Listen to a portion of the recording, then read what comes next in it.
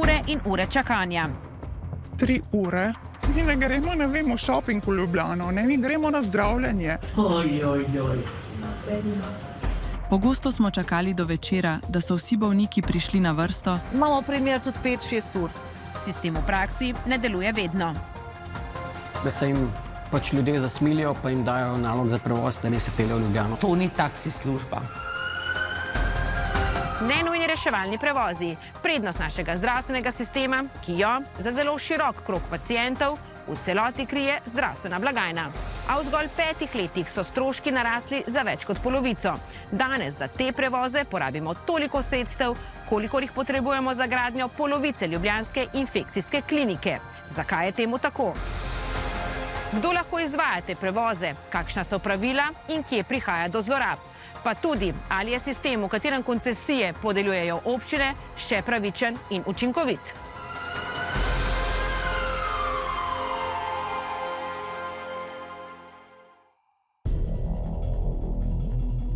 Na Dolenjskem se srečamo s pacientko. Pred 18 leti je prvič zbolela za rakom, ki ga ni mogoče popolnoma pozdraviti. Zato potrebuje redne mesečne terapije.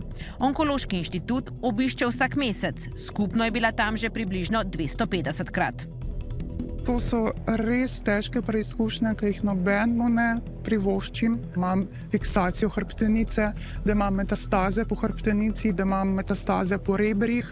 Imaš glavobole, lahko tudi zaradi aplikacij terapij, tako da res to je morje stranskih učinkov, sploh po desetletjih ali pa letih zdravljenja. Ker so bile dolge in naporne vožnje zanjo prava nočna mora in ker se ni želela voziti desetine kilometrov po okoliških vaseh, medtem ko so reševalci odlagali druge paciente, je raje počakala na prevoz v Novem mestu, kamor se je pripeljala sama. Zaradi te poteze je čez noč izgubila pravico do prevozov. Osebna zdravnica ji je namreč pojasnila, da če se lahko sama pripelje nekaj kilometrov do zdravstvenega doma, se lahko tudi v Ljubljano. Jaz nikakor nisem mislila, da bom zdaj nek izkoriščala sistem. Jaz sem videla, da so napori vožnje zelo, zelo nepredvidljivi. Ne veš, kam bo šel. Ali bo šel direktno iz onkološkega inštituta domov, ali se boš vozil še ali 10 km ali pa 40, da bo reševalec razvozil še druge. To so res težke stvari, da se potem še z logistiko ukvarjaš, tako bolan, da prideš na zdravljenje, ki ti dejansko omogoča podaljšanje življenja. Pomoč je iskala pri prostovoljnih šoferjih in na Centru za socialno delo. Na koncu je podrobno proučila zakonodajo in ugotovila, da odločitev v njenem primeru ni bila pravilna. Zato se je pritožila. Na koncu je od internista onkologa prejela pisno mnenje, da se nikakor ne sme voziti sama na terapije. Najbolj pa jo je razjezilo, ko je ugotovila, da dejansko nekdo, ki hodi samo na kontrolni pregled, se vozi z reševalcem, se pravi, moj upravičen sanitetni prevoz.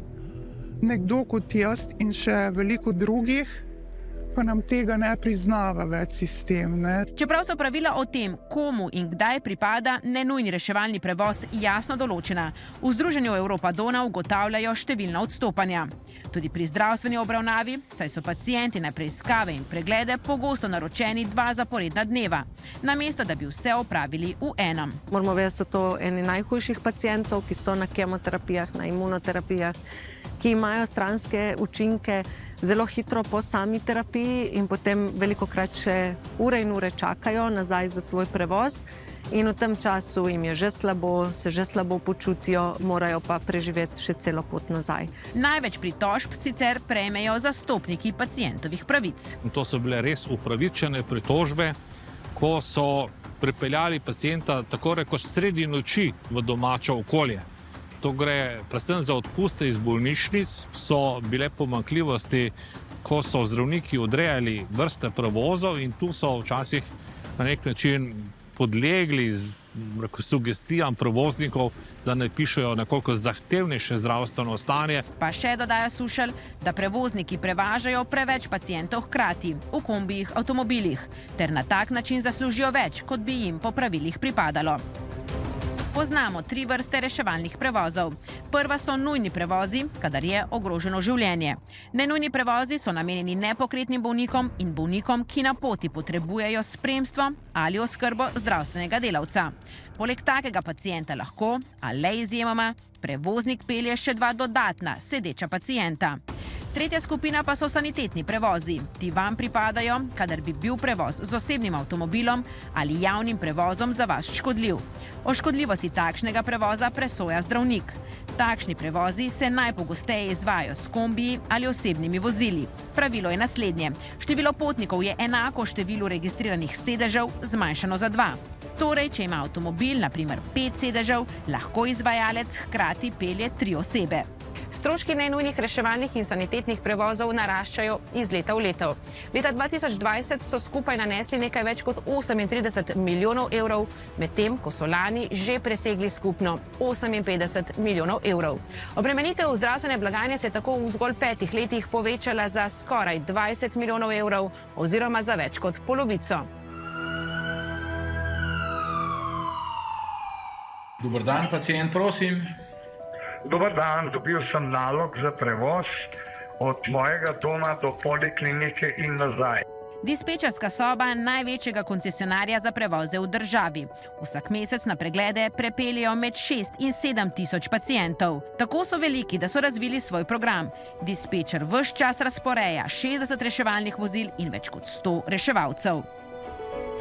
Vi sedite, ležite med prevozom. Na vozišku sem skozi. Dogovorjeno, ni problema, imava prevoz zabeležen, 7:20 jutri pri vas.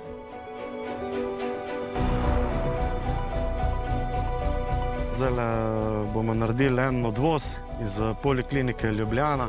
Matej Čakš in Eva Jurjovec sta reševalca. Prvi je v sistemu že 16 let, druga 3. Dnevno prepeljeta tudi do 28 pacientov.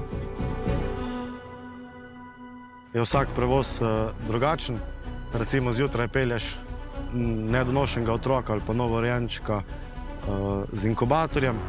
Naslednjo vožnjo imaš pa, ne vem, paliativno osebo za hospic. Sem v tem zadnjem prostoru, skrbim za pacienta, za njegovo počutje med vožnjo, za njegove papirje. V samem vozilu si, ne vem, recimo 10 ur na dan. Služba je tako fizično kot psihično naporna. Fizično zato, ker pogosto prelagajo paciente in jih nosijo po stopnicah.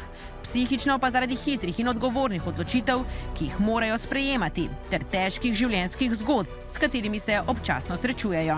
Najtežje mi je bilo, ko sem začela tukaj delati, sem enega 3-letnega fantka po transplantaciji srca brez staršev odpeljala v Gorico, v sirotišnico, pa med enimi tudi, ko sem peljala očeta rakavega bolnika, ki je v bistvu šel domov umret, in doma so ga pričakali domači, in me je šokiralo, ker je pač mamica oziroma njegova žena držala mesečno punčko v rokah.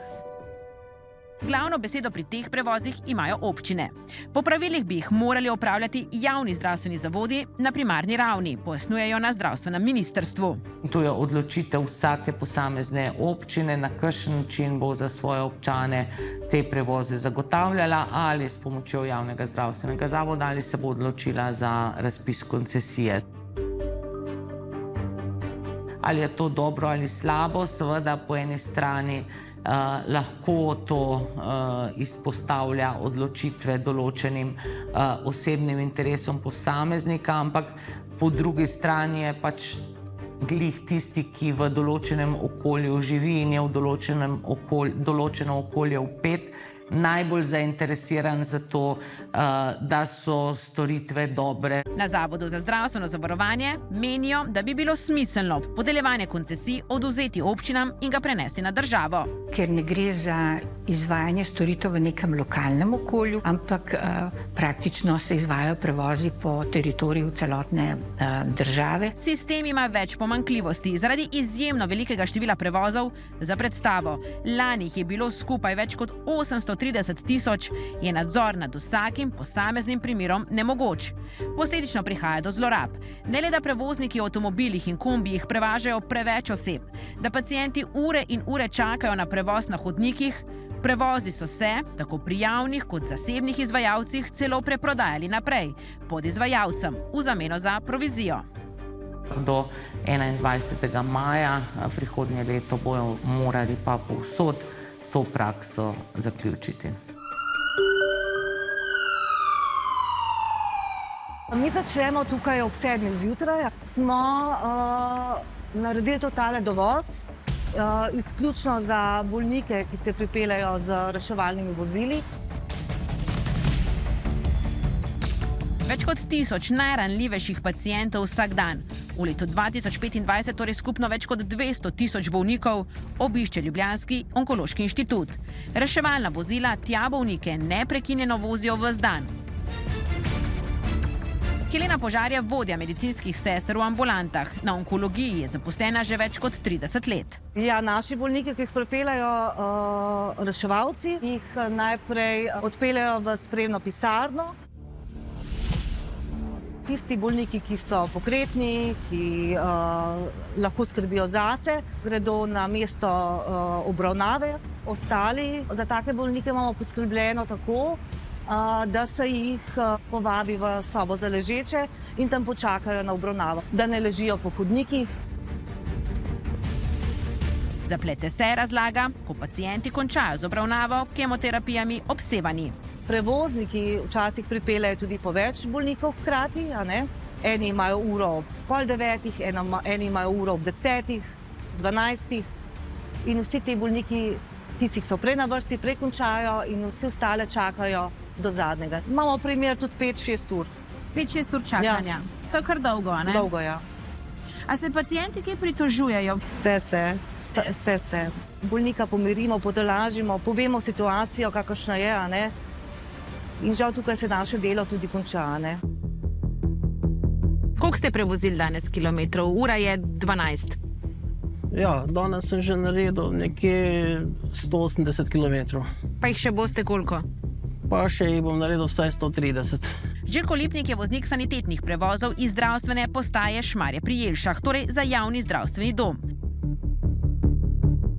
Njihov zdravstveni dom pokriva območje Kozjanskega, torej obsežno gričevnato pokrajino z razpršeno poselitvijo. Delamo nekako po tem načelu, da je tam, ko si zjutraj prvega pacienta pobral, boš tistega tudi potem prvo domov peljal. Do zdaj smo vozili, koliko je avto registriran. Recimo ta avto je registriran za 7 oseb plus šofer.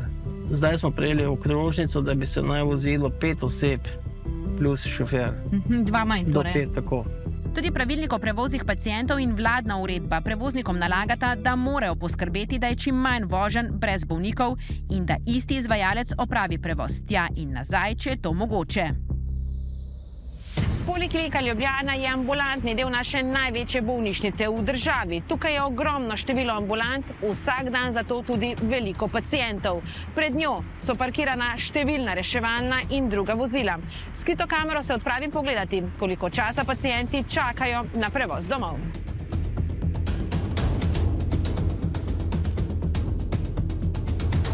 Na ključno izbran ambulantni trakt je poln pacientov. Reševalci pripeljejo novega vsakih 30 minut. Izberemo 2 starejši gospe, obe nepokretni ležita na bolniških posteljah. Prva na pregled čaka dobro uro, druga pride na vrsto prej. Pregled pri obeh poteka razmeroma hitro. Ko prvo gospo pripeljejo do izhoda, je ura 12:40 minut. Čakanje na prevoz je mučno, saj težko leži. Ob sebi ima svojko, ki ji ves čas pomaga. Namešča blazine in ji ponuja vodo. Medtem ko zapornik takoj po pregledu brez čakanja v spremstvu 2 pravosodnih policistov odide nazaj v zapor, gospa na prevoz čaka še 2 uri.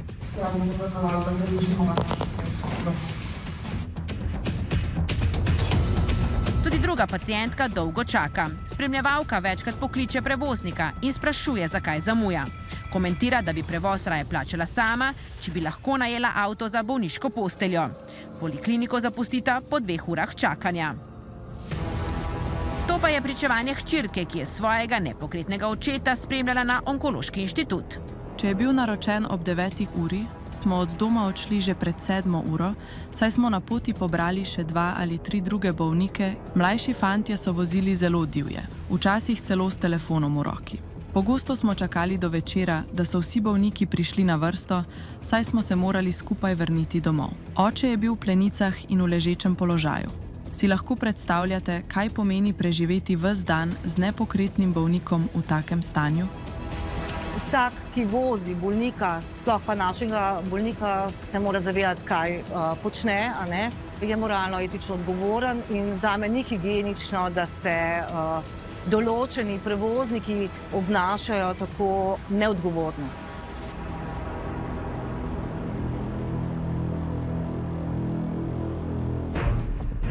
Da bodo morali odgovornost prevzeti vsi v sistemu, pa direktor največjega koncesionarja v državi. Problem je ravno v tem, da smo zadnji v vrsti, ne? In na nas se ljudje potem, da rečem po domače, izpaštajo. Če čaka on na polikliniki, ne vem, 2 uri že tam in potem čaka še nas, potem on pozabi, da je čakal 2 uri na polikliniki. A veste, imeli smo primere, zakaj se jaz ne smem peljati z vami na polikliniko. Zato, ker smo imeli izkušnje, da se je peljala hči z pacientom na polikliniko, pustila ga je tam, čez 4 ure je prišla z 4 boršami iz tržnice, ne, in zdaj gremo pa mi skupaj nazaj. Ne. To ne gre. Ne. Mi vemo, čemu smo namenjeni. Ne. Ali pa, da pozabijo odpovedati prevoz, če jim pregled prestavijo ali odpovejo. In jih reševalci na to zaman pridejo iskati. Pravi, da je sicer največja problematika na vzhodnem delu države. Ker je 10 koncesionarjev in tam je neurejeno, zato ker pač vsak po svoje dispečerira in to je praznih voženj kar nekaj, kot sem že prej povedal. Enostavno so se te koncesije tarale za šankom. Letošnje številke so naslednje. Nenujne reševalne prevoze s spremstvom opravlja 55 prevoznikov. Velika večina med njimi so javni zavodi, torej zdravstveni domovi. Med januarjem in oktobrom so prepeljali skoraj 93.000 oseb, kar je zdravstveno blagajno stalo nekaj manj kot 40 milijonov evrov. Od tega je 20 milijonov šlo javnim zavodom, 18 milijonov pa zasebnikom. Sanitetnih prevozov je bilo po številu manj. 40 javnih in 18 zasebnih podjetij je skupaj prepeljalo nekaj več kot 20.000 pacientov, kar je zdravstveno blagajno stalo slabih 15 milijonov evrov. In kakšne so rešitve? Mislim, da bi si mogel čisto na novo sistem reformirati, ker to, kar je, ne funkcionira. Predlagamo, da bi se to področje uredilo najprej za uvedbo elektronskega delovnega naloga in da bi koordinacijo teh prevozov izvajal dispečerski center, ker bi pač dispečerski center imel vsak trenutek pregled, kje je kakšen avto, ali ima pacienta v avtomobilu ali ga nima. Za začetek bi bilo treba vzpostaviti bazo vozil, ki se uporabljajo za nenujne reševalne prevoze in evidenco reševalcev, ki vozijo. Takšnih evidenc v državi namreč trenutno ni.